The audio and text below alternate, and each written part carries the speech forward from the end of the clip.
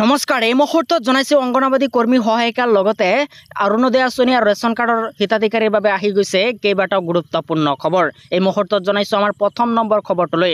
সাজু হওক ৰাজ্যৰ লাখ লাখ মহিলা। 17 ছেপ্টেম্বৰত ভাগ্যোদয় হ'ব 40 লাখ পৰিয়ালৰ।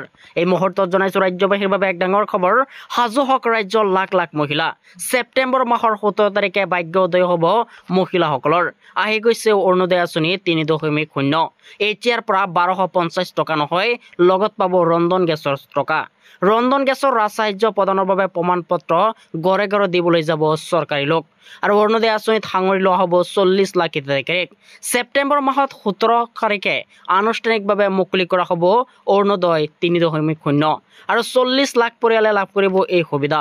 পৰীক্ষামূলকভাৱে আহি আছে এক নতুন আঁচনি, আহি আছে নতুন ষ্টুডিঅ' ডিটেইলছ ষ্টুডিঅ' আৰু অৰুণোদয়ৰ পৰিয়াললৈ LPGৰ ৰাজসাহায্য গহনা আৰু LPG কিনিলে 250 টকাৰ ৰাজসাহায্য দিব অসম চৰকাৰে।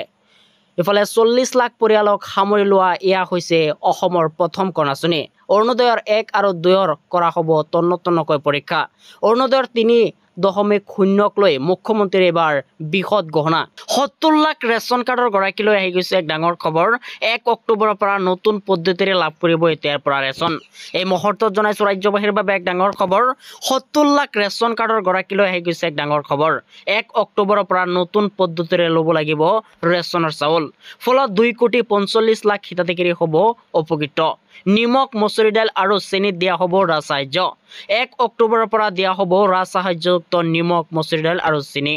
প্ৰতি কেজি মচুৰি দাইল লাভ কৰিব 69 টকাত আৰু চেনি লাভ কৰিব 38 টকাত আৰু নিমখ লাভ কৰিব মাত্ৰ 10 টকাত।